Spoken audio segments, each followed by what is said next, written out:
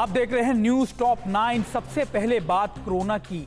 आंकड़े फिर से बढ़ रहे हैं, लेकिन बढ़ने की रफ्तार थोड़ी धीमी हो गई है। दिल्ली, महाराष्ट्र में हालात कितने बदले हैं और आगे क्या आसार हैं वैक्सीनेशन की कीमतों का क्या हुआ है फाइनल फैसला, देखते हैं टॉप 9 कोरोना से जंग। देश में कोरोना के केस फिर बढ़ रहे हैं, लेकिन बढ़ने की रफ्तार थोड़ी कम हुई है। पिछले 24 घंटे में देश में 3,48,831 नए केस आए हैं, जबकि इसके एक दिन पहले 3,45,283 नए केस सामने आए। हालांकि एक दिन में मौत का आंकड़ा फिर बढ़ गया है। 24 घंटे में महामारी से 2,760 लोगों की जान चली गई, जबकि इससे एक दिन पहले संक्रमण से मरने वालों की तादाद 2,620 थी।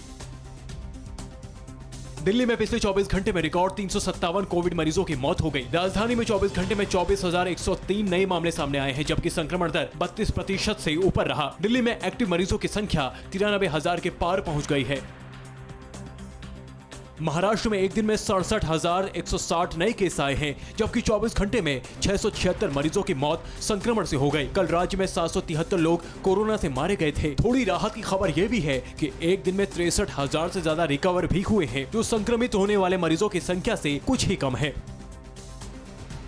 महाराष्ट्र और दिल्ली के अलावा कुछ और राज्य हैं जहां से आ रहे मौत के आंकड़े हमें डरा रहे हैं। पिछले 24 घंटे में यूपी में 222, छत्तीसगढ़ में 218, कर्नाटक में 208 और गुजरात में 152 जानें चली गई। कोरोना के मोर्चे पर कुछ राहत वाली खबरें भी हैं। राहत की बात यह है कि देश में रिकवरी अब पहले से ज्यादा हो रही है। पिछले 24 घंटे में 2,15,000 से ज्यादा मरीज रिकवर होकर घर लौटे। हालांकि अभी भी अस्पताल में 26,74,000 से ज्यादा एक्टिव मरीज दाखिल हैं। देश के दोनों वैक्सीन की फाइनल कीमत तय हो गई है। कोविशील्ड के बाद कोवैक्सीन की भी कीमत जारी की है, जिसके मुताबिक इसे बनाने वाली भारत बायोटेक ने राज्य सरकारों को 600 रुपए प्रति डोज और निजी अस्पतालों को 1,200 रुपए प्रति डोज देने का फैसला किया है। इससे पहले कोविशील्ड बनाने वाली सीरम इंस्टीट्यूट ने राज्य सरकारों को 400 रुपए और निजी अस्पतालों को 600 रुपए में वैक्सीन देने की बात कही थी। मुंबई में आज वैक्सीन की कमी के कारण कुछ ही जगहों पर वैक्सीनेशन का काम होगा। आज 30 सार्वजनिक और 7 प्राइवेट अस्पतालों या वैक्सीनेशन सेंटर पर टीके लगाए जाएंगे, जबकि रोजाना आमतौर पर मुंबई में 59 सेंटर पर बीएमसी की ओर से और 73 प्राइवेट अस्पतालों में वैक्सीन लगाई जा रही थी। इस दौरान सेकेंड डोज वालों को प्राथमिकता दी जाएगी। टिहरी के राजकीय नर्सिंग कॉलेज सुरसिंगधार में पढ़ने वाले 95 छात्र कोरोना पॉजिटिव हैं। जिला प्रशासन ने पूरे इलाके को कंटेनमेंट जोन घोषित कर सभी बच्चों को कॉलेज में ही आइसोलेट कर दिया है। यहाँ पर कुल 208 बच्चे हैं। कुछ दिन पहले इन बच्चों के सैंपल लिए गए थे, जिनमें से कल 95 बच्चों की रिपोर्ट पॉजिटिव आई। बच्चों के स्वास्थ्य की निगरानी के लिए जिलाधिकारी ने एक टीम बनाई है, जो बच्चों के स्वास्थ्य का ध्यान रखेगी। बीएमसी के तीसरे सीरो सर्वे में महानगर पालिका क्षेत्र के 10,197 नागरिकों के सैंपल में 36.30% लोग सीरो सर्वे पॉजिटिविटी पाए गए, यानी इनमें आईजीजे एंटीबॉडीज पाई गई हैं। इस बार के सीरो सर्वे में उन लोगों के ब्लड सैंपल लिए गए जिन्हें कोविड-19 की वैक्सीन नहीं दी गई है। जो रिजल्ट आए उनके मुताबिक पुरुषों में 35.02% सीरो पॉजिटिविटी पाई गई, जबकि महिलाओं में 37.12%। स्लम एरिया के लिए गए सैंपल्स में 41.6% सीरो पॉजिटिविटी पाई गई है।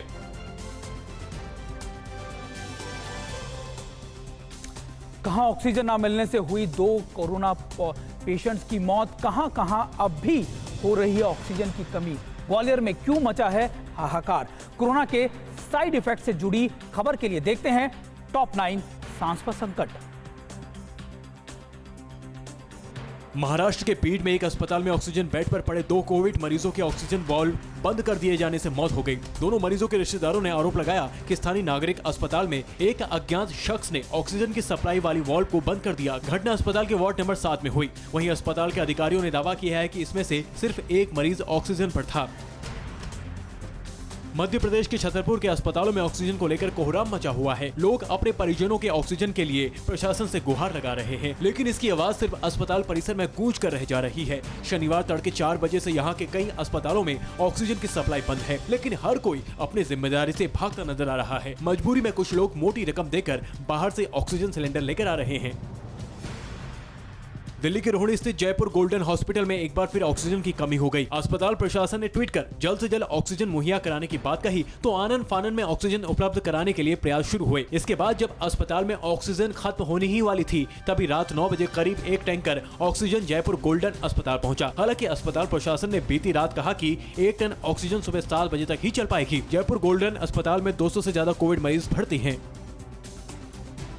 यूपी के बाराबंकी के अवध चिल्ड्रन हॉस्पिटल में ऑक्सीजन न मिलने से यहां भर्ती करीब दर्जन भर बच्चों की जिंदगी दांव पर लगी है। वहीं शहर के कृष्णा अस्पताल में दाखिल होने से पहले ही 2 जुड़वा बच्चे ऑक्सीजन के अभाव में तड़प कर मारे गए। अस्पताल की दलील है कि बच्चों को ऑक्सीजन की जरूरत थी, लेकिन अस्पताल में ऑक्सीजन न होने की वजह से उन्हें एडमिट नहीं किया गया। उधर अवध अस्पताल में दाखिल कई बच्चों को भी ऑक्सीजन की सख्त जरूरत है, लेकिन अस्पताल प्रशासन को ऑक्सीजन का इंतजाम करने में परेशानी हो रही है।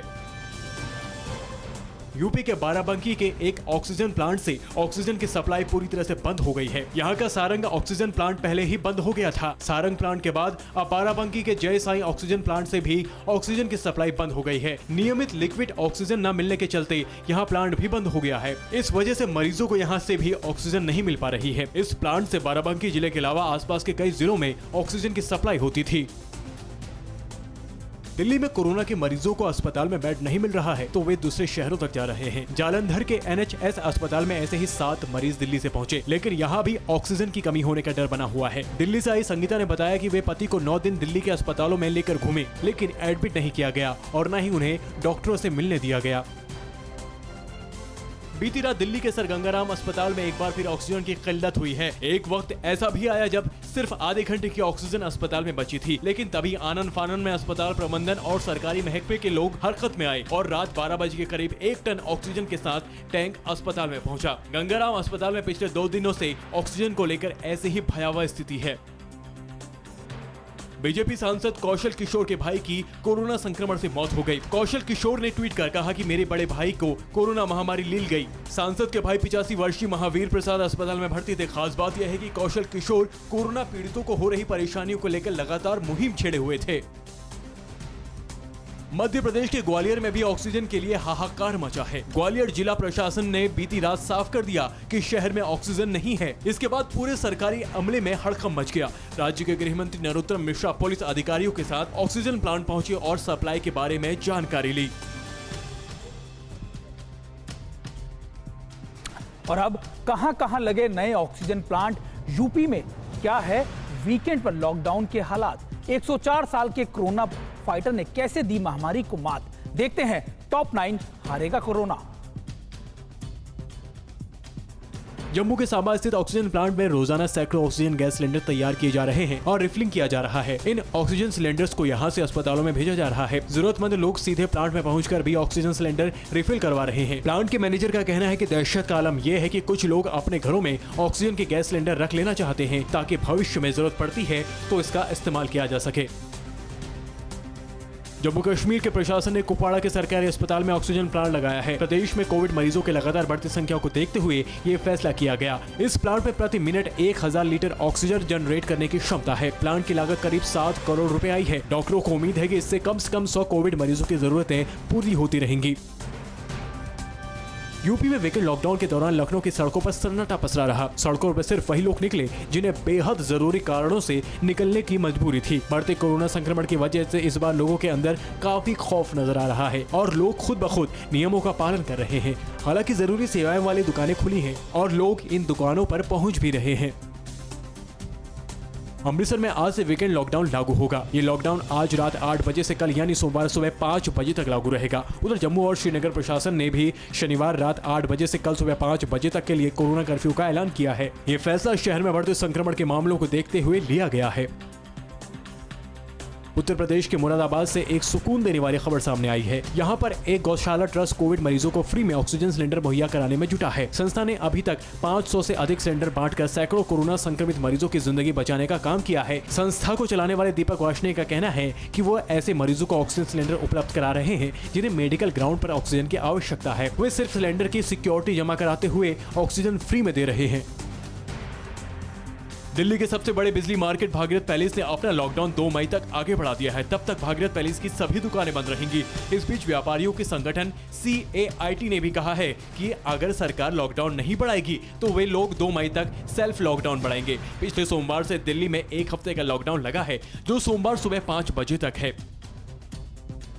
104 साल के बुजुर्ग ने कोरोना को मात दी। स्वतंत्रता संग्राम सेनानी बिरती चंद गोठी होम आइसोलेशन में रहकर स्वस्थ हो गए। अब बिरती चंद जी का कहना है कि सादा जीवन और सादा खाने ने उनकी जान बचा ली। साथ ही वो डॉक्टरों की मदद और परिवार की सेवा के लिए भी आभार जता रहे हैं। डॉक्टरों की सलाह पर उन्हें नियम से दवाइयाँ दी गई और ऑक्सीजन की जरूरत भी पड़ी, लेकिन वह 10 दिन में ही पूरी तरह स्वस्थ हो गए। ऑक्सीजन के 4 टैंकर पश्चिम बंगाल के पानागढ़ एयरबेस से निकल गए हैं। बेहद उच्च क्षमता वाले इन टैंकर्स को सिंगापुर से इंडियन एयरफोर्स के जरिए लाया गया है। सरकार ने 2 दिन पहले सिंगापुर से ऑक्सीजन की सप्लाई लेने का फैसला किया था और इस काम के लिए एयरफोर्स को मोर्चे पर लगाया गया था।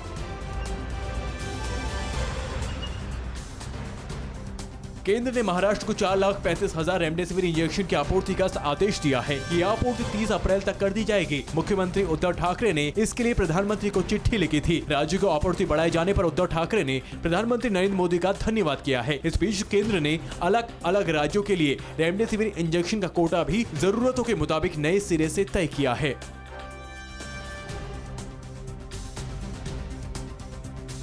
बेंगलुरु में क्यों बिगड़े कोरोना के हालात और कहां कोविड सेंटर से भाग गए मरीज, और तेजस्वी यादव ने महामारी के बहाने सेलिब्रिटी के लिए बेहद कठोर अल्फाज कहकर कैसे बड़े विवाद को दे दिया न्योता। देखिए टॉप 9 जिंदगी की जंग में।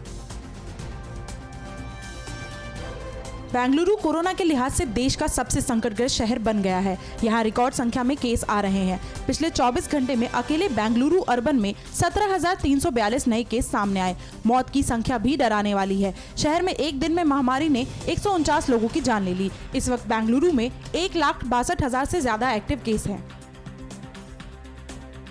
इस बार कोरोना का प्रकोप भयंकर है, लेकिन कुछ लोग समझने के लिए तैयार ही नहीं हैं। इंदौर में ऐसे लोगों के साथ पुलिस की सख्ती देखी गई। कोविड गाइडलाइन की अनदेखी करने वालों की इंदौर पुलिस ने खूब खबर ली। मध्य प्रदेश में कोविड के सबसे ज्यादा मामले इंदौर में ही आ रहे हैं। यहाँ पिछले 24 घंटे में 1813 नए केस सामने आए हैं। महाराष्ट्र यवतमाल जिले से एक अजीब घटना सामने आई है। यहाँ के घांजी कोविड सेंटर से 20 कोरोना पॉजिटिव मरीज भाग गए। स्वास्थ्य अधिकारियों ने पुलिस स्टेशन में इस बारे में शिकायत दर्ज कराई है। इसके बाद मरीजों को ढूंढने का काम जारी है। मथुरा में ऑक्सीजन की जमकर कालाबाजारी की जा रही है। ऑक्सीजन की कालाबाजारी से नाराज मथुरा के एम्बुलेंस चालकों ने हड़ताल कर अपनी नाराजगी जाहिर की। इन लोगों ने मथुरा में होली गेट पर रास्ता जाम किया। एम्बुलेंस चालकों का आरोप है कि निर्धारित रेट से अधिक पर ऑक्सीजन देकर कालाबाजारी की जा रही है। आरोप है कि मोटे दाम न देने पर ऑक्सीजन न होने का बहाना बनाकर उन्हें वापस कर दिया जाता है। कोरोना छोटे शहरों में भी तबाही मचा रहा है। इसकी एक भयानक तस्वीर यूपी के कन्नौज जिले से आई है। यहाँ सरकारी आंकड़ों में लोगों की मौत की संख्या भले ही 2 से 5 रोजाना दिखाई जा रही है, लेकिन इसकी हकीकत का अंदाजा शमशान घाटों में एक के बाद एक जलती चिताओं को देखकर लगाया जा सकता है। 18 अप्रैल से पहले इन शमशान घाटों में 18 से 20 शव अंतिम संस्कार के लिए आते थे, लेकिन 18 अप्रैल के बाद अचानक से 50 से ज्यादा शव रोज अंतिम संस्कार के लिए आ रहे हैं। बिहार के मुजफ्फरपुर में एक बार फिर से ऑक्सीजन की आपूर्ति कम हो सकती है। मुजफ्फरपुर में ऑक्सीजन प्लांट का पूरा परिसर ही कोविड की चपेट में आ गया है। शहर के बेला स्थित SBG प्लांट में काम करने वाले 6 कर्मी और अधिकारी कोरोना संक्रमित पाए गए हैं। माना जा रहा है कि पिछले कुछ दिनों से प्लांट में मेडिकल स्टाफ और ऑक्सीजन डीलर्स का आना जाना काफी बढ़ गया है। इस वजह से यहाँ संक्रमण फैला। रेलवे के 3,816 कोच कोविड मरीजों के लिए तैयार किए गए हैं। इस बात की जानकारी भारतीय रेल विभाग ने दी है। रेल मंत्रालय ने कहा है कि ये सारे कोच अलग अलग राज्यों से तैयार है और राज्य सरकार की मांग के हिसाब से इन्हें लगा दिया जाएगा। ऐसे ही 21 कोविड केयर कोच महाराष्ट्र के नंदुरबार जिले में लगा भी दिए गए हैं, जिनमें 47 मरीजों को भर्ती किया जा चुका है। दिल्ली के शकूर बस्ती और आनंद विहार में भी रेलवे ने ऐसे कोच लगाए हैं।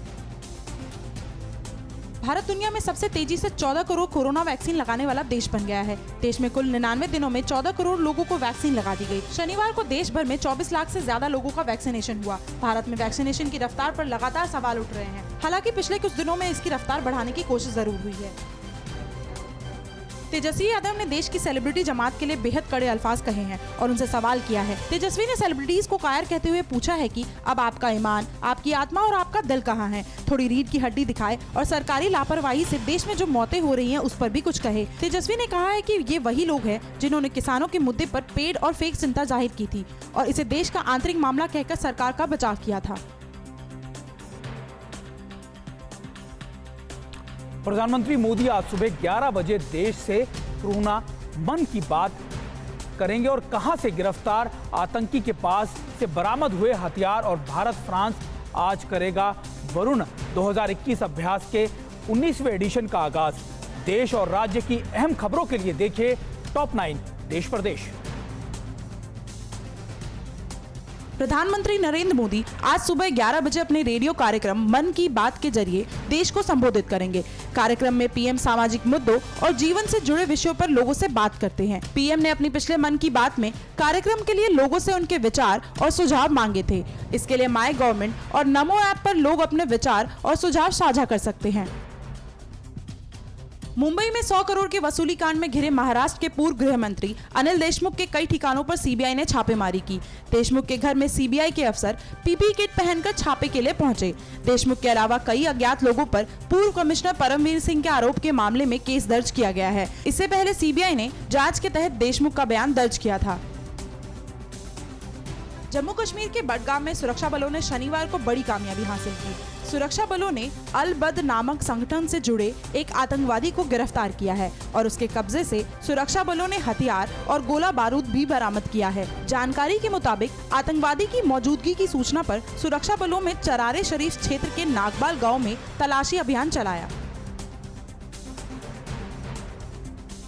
जम्मू कश्मीर के बारामूला जिले से लश्कर-ए-तैयबा के आतंकवादियों के 3 सहयोगियों को गिरफ्तार किया गया है। पुलिस के मुताबिक ये तीनों आरोपी जिले में हाल में हुई बैंक लूटने की घटना में शामिल थे। इनके पास से 24,500 रुपए, चीनी निर्मित पिस्तौल, 2 मैगजीन, 25 कारतूस, 2 राइफल्स, 3 पीपीई किट, हथियारों को बांधने की जंजीर और 3 गाड़ियां जब्त की गई है। पुलिस मामले की जाँच कर रही है। उत्तराखंड के जमौली में ग्लेशियर टूटने के बाद जोशीमठ में सेना का रेस्क्यू ऑपरेशन जारी है। इसके तहत 380 से ज्यादा लोगों को बचाया गया, जबकि 10 लोगों की मौत हो गई। 6 की हालत गंभीर बताई जा रही है, जिन्हें इलाज के लिए अस्पताल में भर्ती कराया गया है। पीएम मोदी ने भी सीएम तीरथ सिंह रावत से फोन के जरिए हालात की जानकारी ली है। पश्चिम बंगाल विधानसभा चुनाव के 7वें चरण के लिए कल वोटिंग होगी।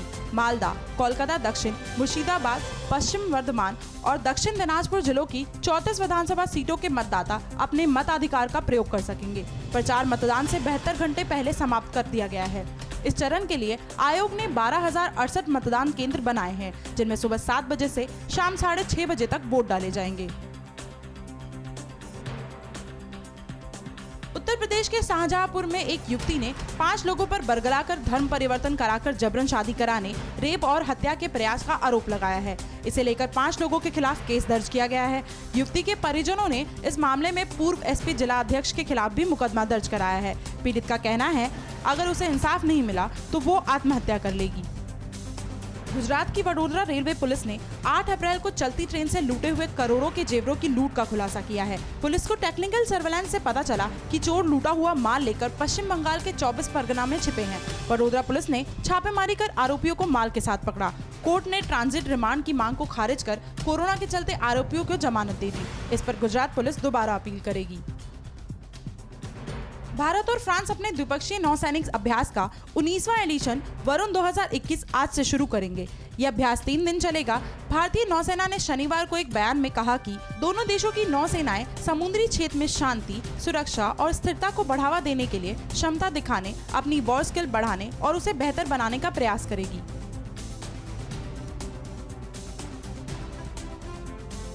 राजस्थान के रॉयल्स ने दिखाया शानदार खेल। कल सुपर संडे में किस किस का है मुकाबला? क्या पर्पल और ऑरेंज कैप की रेस होने वाली है? और तगड़ी T20 लीग से जुड़ी बड़ी खबरों के लिए देखिए टॉप 9 T20।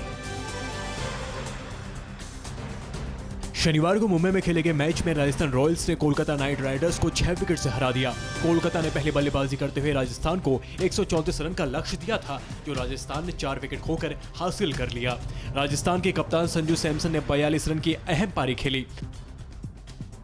इस जीत के बाद राजस्थान रॉयल्स की टीम पॉइंट टेबल में 4 अंक के साथ छठे पायदान पर आ गई है, जबकि 5 में से 4 मैच हार चुके कोलकाता नाइट राइडर्स के खाते में सिर्फ 2 अंक हैं और वो आखिरी पायदान पर है। कोलकाता के लिए अब प्लेऑफ का रास्ता बहुत मुश्किल होता जा रहा है। राजस्थान के खिलाफ कोलकाता नाइट राइडर्स की टीम बड़ा स्कोर खड़ा करने में नाकाम रही। टीम के बड़े नाम बल्लेबाजी में फ्लॉप रहे। कप्तान आयन मॉर्गन बगैर खाता खोले रन आउट हो गए। उनके अलावा शुभमन गिल 11, सुनील नारायण 6 और आंद्रे रसेल सिर्फ 9 रन बनाकर आउट हो गए। कोलकाता की टीम को 133 रन पर रोकने में राजस्थान रॉयल्स के 2 गेंदबाजों का अहम योगदान रहा। मुस्तफिजुर रहमान ने 4 ओवर में 22 रन देकर 1 विकेट लिया और क्रिस मॉरिस ने 4 ओवर में 23 रन देकर 4 विकेट लिए। टी20 लीग में आज सुपर संडे का दिन है। सुपर संडे यानी 2 मुकाबले। आज पहला मुकाबला मुंबई में चेन्नई सुपर किंग्स बनाम रॉयल चैलेंजर्स बेंगलोर के बीच होगा, जबकि दूसरे मुकाबले में सनराइजर्स हैदराबाद और दिल्ली कैपिटल्स की टक्कर होगी।